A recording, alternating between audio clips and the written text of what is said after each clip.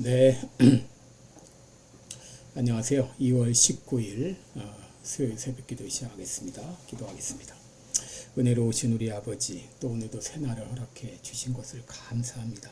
하나님 아버지, 참으로 복된 새날입니다. 우리에게 내가 하루를 더 살 수 있다고 하는 것이 얼마나 큰 은혜요 기적인 것을 깨닫게 도와주시고, 매 순간순간을 의미 있고 값 있게 또 하나님의 영광을 위해 살아가는 우리들 되게 하여 주옵소서. 아버지, 우리의 당면한 상황 가운데서 우리들이 하나님의 뜻이 무엇인지 분별하고 최선을 다하여 살아가는 우리 모두가 되게 하여 주옵소서. 아버지여, 이 시간도 연약한 성도들 주의 능력의 손으로 치료의 광선을 발하시사 깨끗이 나음을 얻게 하여 주옵소서. 세계 만방에서 복음을 전하는 모든 선교사님들 오늘도 은혜의 장중에 붙잡아 주시며 귀한 사역 잘 감당케 하여 주옵시고, 시카고 필라델피아 교회에 아버지여 참으로 기적 같은 크고 비밀한 일을 나타내 보여 주시옵소서. 하나님 아버지, 한국의 상황이 위중한 가운데 있사온데 하나님의 모든 이 대통령을 탄핵하려는 모든 세력들은 이제 완전히 그 음모가 무위로 돌아가게 하여 주옵시고, 대통령이 아버지 대통령직에 복귀하는 놀라운 역사가 일어나게 하여 주옵소서. 오늘도 주님 앞에 감사드리며 예수님의 이름으로 기도드리옵나이다. 아멘. 네, 찬송가 413장입니다. 내 평생에 가는 길 선탄하여 413장. 예전 찬송가는 470장입니다.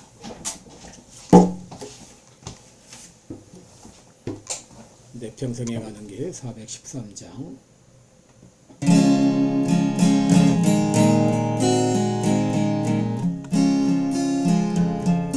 내 평생에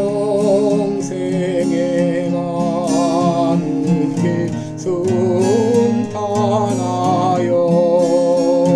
늘 잔잔한 강 같은지 바로 무섭고 어렵든지 나의 영혼은 늘 편하다. 내 영혼 평안해. 내 영혼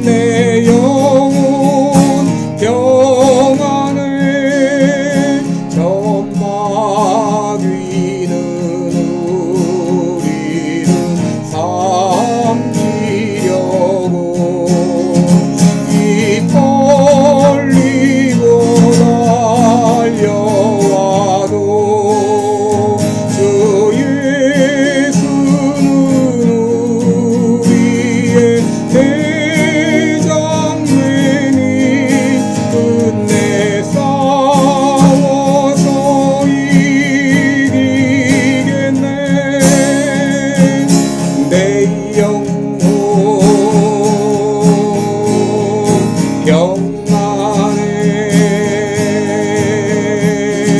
내 영혼 평안해. 저 지은 죄 주홍빛 같더라도 주 예수께 나되며 그 십자가 비로소 나 씻으사 있는 보다도 정하리라. 내 영혼 평안해. 내 영혼 평안해. 저 공중의 구름이 일어나며 그 나팔이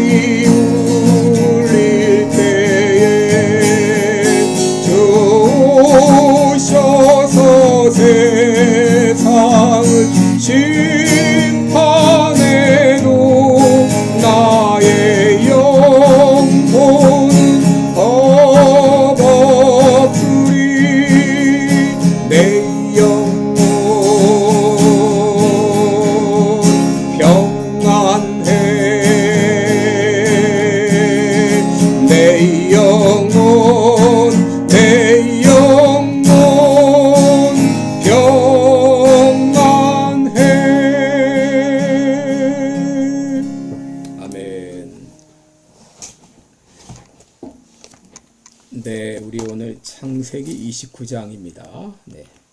창세기 29장 21절부터 30절까지 보겠습니다. 창세기 29장 21절부터 30절까지 제가 봉독해 드립니다. 야곱이 라반에게 이르되 내 기한이 찼으니 내 아내를 내게 주소서 내가 그에게 들어가겠나이다. 라반이 그곳 사람을 다 모아 잔치하고 저녁에 그 딸 레아를 야곱에게로 데려가매 야곱이 그에게로 들어가니라. 라반이 또 그 여종 실바를 그 딸 레아에게 시녀로 주었더라. 야곱이 아침에 보니 레아라. 라반에게 이르되 외삼촌이 어찌하여 내게 이같이 행하셨나이까? 내가 라헬을 위하여 외삼촌께 봉사하지 아니하였나이까? 외삼촌이 나를 속이심은 어찌미니이까? 라반이 가로되 형보다 아우를 먼저 주는 것은 우리 지방에서 하지 아니하는 바이라. 이를 위하여 7일을 채우라. 우리가 그도 내게 주리니 내가 그를 위하여 또 7년을 내게 봉사할지니라. 야곱이 그대로 하여 그 7일을 채우매 라반이 딸 라헬도 그에게 아내로 주고 라반이 또 그 여종 비라를 그 딸 라헬에게 주어 시녀가 되게 하매 야곱이 또한 라헬에게로 들어갔고 그가 레아보다 라헬을 더 사랑하고 다시 7년을 라반에게 봉사하였더라. 아멘. 네, 우리 오늘은 야곱이 라반에게 속게 하신 이유 그런 제목으로 같이 말씀을 나누겠습니다. 야곱이 밧단 아람의 외삼촌 라반의 집에 도착한 지 이제 7년이 되었을 때 야곱은 라반에게 말합니다. 21절을 보시면 야곱이 라반에게 이르되 내 기한이 찼으니 내 아내를 내게 주소서 내가 그에게로 들어가겠나이다 라고 그렇게 약속한 대로 라헬을 아내로 달라고 요구했습니다. 이것은 당연한 요구였죠. 왜냐하면 같이 그렇게 약속을 했습니다. 내가 외삼촌을 위해서 7년을 봉사할 테니까 라헬을 나의 아내로 달라 그렇게 요청을 했었죠. 7년이 됐습니다.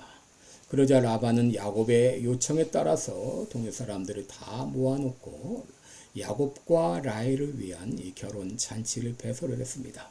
당시 결혼식은 주로 신부의 집에서 이루어졌죠. 신랑이 친구를 대동하고 신부의 집에 도착하면 일주일 동안 성대한 잔치가 벌어지게 됩니다. 그런데 야곱은 처가살이를 하고 있는 입장이었기 때문에 신부 집으로 가고 말고 할 것이 없었겠죠. 그냥 신부 집에서 하는 것이죠. 23절에 보면 이 저녁에라고 했는데 그 저녁은 아마도 일주일 동안의 이 결혼 잔치가 끝난 마지막 날 저녁이었을 것입니다.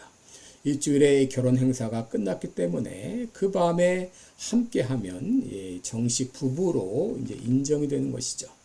이제 결혼 잔치가 끝나고 첫날 밤이 시작이 되었습니다. 야곱에게는 얼마나 설레는 밤이었을까요? 7년을 참 수일처럼 여기며 노예살이 같은 그런 이 어려움을 이겨낼 수 있었던 것도 바로 라헬에 대한 사랑과 또 라헬과 부부가 된다고 하는 그의 소망 때문이었죠. 그런데 이 설레는 밤의 다음날 해프닝이 일어났습니다. 그것은 뭐죠? 바로 신부가 바뀐 것입니다. 여러분 어떻게 이런 일이 일어날 수 있을까요?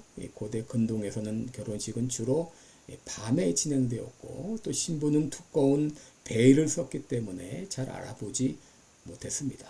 더구나 레아는 아마도 자신을 라헬처럼 꾸몄을지 모릅니다. 이로 인해 야곱은 신부가 누구인지도 모른 채 첫날 밤을 지내게 됐어요. 이것을 알게 된 야곱, 그 다음날 대노했습니다. 25절 보면 어찌하여 외삼촌이 내게 이같이 행하셨습니까? 내가 외삼촌께 봉사한 것은 라헬을 위해서입니다. 레아가 아닙니다. 외삼촌이 나를 속이시면 어찌민입니까? 그런데 이미 엎질러진 물이죠. 이렇게 따져봐야 소용이 없는 것이죠. 그 순간 야곱이 얼마나 괴로웠을까요? 얼마나 참 마음이 아팠을까요? 야곱은 믿었던 외삼촌에게 배신을 당했습니다. 여러분 믿었던 사람에게 배신을 당하는 것은 참으로 고통스러운 일이죠. 야곱은 자신이 속았다는 생각에 충격을 받았을 것입니다. 그동안 라헬을 위해서 7년의 세월을 참고 지냈는데 이게 뭔가 참으로 분노가 치밀어 올랐을 것입니다. 그때 라반이 말합니다. 26절에 보면은 형보다 아우를 먼저 주는 것은 우리 지방에서 하지 않는 바라.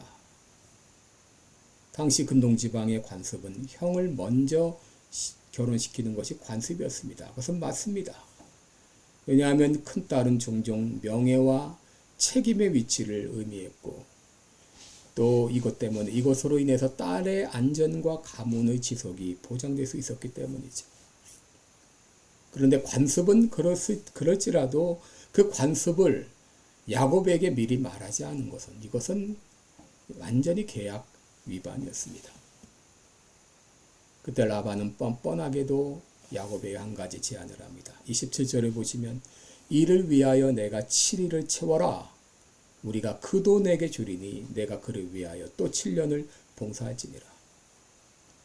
당시 고대 근동의 결혼식은 일주일 동안 지속이 되었는데 이 기간은 이 결혼의 공동체적 성격을 반영하는 잔치의 시간이었습니다. 이 레아를 위해서 7일을 이제 끝났을 때 다시 라헬을 위해서 7일 또 채워라. 7일 동안 또 결혼잔치를 하는 거죠. 그러면 라헬도 너의 아내를 주겠다. 그리고 나를 위해 7년을 또 봉사하라 라고 말한 것이죠. 야곱은 자신이 속았음을 알았지만 라헬과 결혼하려는 마음 때문에 라반의 제안을 수용하게 되죠. 이렇게 해서 야곱은 라반을 위해 14년을 일하게 된 것입니다. 여러분 이것은 야곱을 더 부려먹으려고 했던 라반의 계략이었습니다. 이 사건을 통해서 야곱이 뭘 깨달았을까요? 첫째로 하나님은 심은 대로 거두게 하시는구나. 심은 대로 거두게 하신다. 갈라디아서 6장 7절에 스스로 속이지 말라. 하나님은 만홀히 여김을 받지 아니하시나니 사람이 무엇으로 심든지 그대로 거두리라 하고 했습니다. 여러분 인간은 속일 수 있는지 몰라도 하나님은 결코 속지 않으십니다. 하나님은 만홀히 여김을 받지 않으십니다. 하나님은 반드시 심은 대로 거두게 하십니다. 여러분 지금 한국에서 탄핵 심판이 진행 중인데 민주당이 이 군인들 또 국정원 차장을 회유해서 거짓 증언을 하게 하고 또 거짓 내란 선동을 통해서 탄핵을 의결하고 지금 헌재가 불법을 통해 재판을 진행하고 있죠.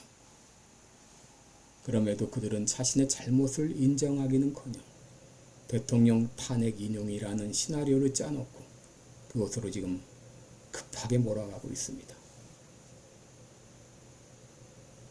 여러분 그대로 될까요? 사람은 속일 수 있는지 몰라도 결코 하나님은 속일 수 없습니다. 이 사건을 통해서 야곱이 무엇을 깨달았을까요? 하나님 앞에서 내가 행했던 죄가 고스란히 드러나는구나.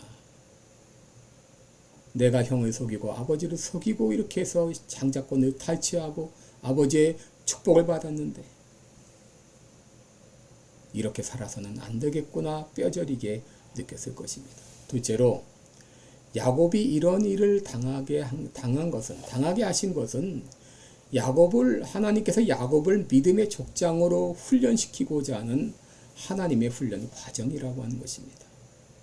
야곱이 팥죽 한 그릇으로 형의 장자권을 탈취하고 자신을 에서로 변장하여서 아버지를 속여서 형이 받아야 했던 아버지의 축복을 가로채고 이런 것을 야곱으로 고스란히 당하게 하신 것은 그 이유가 무엇이죠? 여러분 이것을 보통 세상에서는 인과응보라 그렇게 해석을 하지만 그게 아닙니다. 여러분 야곱이 진정 아브라함과 이삭의 계보를 잇는 언약 백성의 조상으로 믿음의 족장으로 택함을 받았다면 야곱은 그렇게 살아서는 안 되는 거죠. 달라져야죠. 그 상태로는 언약 백성의 조상이 되면은 하나님의 뜻을 이루어갈 수 없습니다. 그는 달라져야 했습니다. 이것을 위해 하나님께서 야곱을 연단시키고자 이런 일이 일어나게 하신 것이죠. 여기서 우리가 한 가지 알아야 될 것이 있는데 그것은 내 자신이 바로 야곱과 같이 혹은 라반처럼 남을 속였던 사람이었다는 것이죠. 여러분 우리가 남에게 사기를 당하면 얼마나 억울해합니까? 그럴 수가 있는가 하고 분노하지만 돌아보면 우리도 다른 사람들에게 거짓말하고 사기쳤던 사람 아닙니까? 야곱도 자신이 라반에게 속았다 분노했지만 사실 자신도 남을 속인 사람이었죠. 그렇지 않은 분이 오직 한 분 계십니다. 그분은 바로 예수 그리스도이십니다. 예수님은 남을 속인 일도 없고 욕한 일도 없고 죄도 없으시지만 대신 욕을 받으시고 속임을 당하시고 제자들에게 배신을 당하시고 또 불법 재판을 통해 십자가에 못 박혀 죽으셨습니다. 왜 그렇게 하셨습니까? 베드로전서 2장 24절에 친히 나무에 달려 그 몸으로 우리 죄를 담당하셨으니 이는 우리로 죄에 대하여 죽고 의에 대하여 살게 하려 하심이라 라고 했습니다. 야곱과 같이 사기치고 부정한 방법으로 살던 우리로 언약 백성답게 살게 하시고자 예수님께서 십자가에 달려 죽어주신 것입니다. 기도하겠습니다. 은혜로우신 우리 아버지, 우리들은 배신을 당하고 사기를 당할 때 그럴 수가 있는가? 분노하지만 사실 내 자신이 그런 사람이었습니다. 내 자신이 라반처럼 야곱처럼 남을 속이고 그리고 부정한 방법으로 이득이 취득했던 사람이었습니다. 이런 나를 위해 예수님께서 십자가에서 피 흘려 죽어주셨습니다. 나로 하나님의 백성답게 살게 하시고자 언약 백성답게 살게 하시고자 십자가에서 피 흘려 죽어주셨습니다. 그 은혜로 말미암아 이제 남은 생에 하나님의 백성답게 언약 백성답게 살아가는 우리들 되게 해주옵소서. 예수님의 이름으로 기도드리옵나이다. 아멘. 네, 오늘도 복되고 은혜로운 하루 되시기 바랍니다. 여러분 사랑하고 축복합니다. 추운 날씨 가운데 건강에 각별히 유의하시기 바랍니다. 고맙습니다.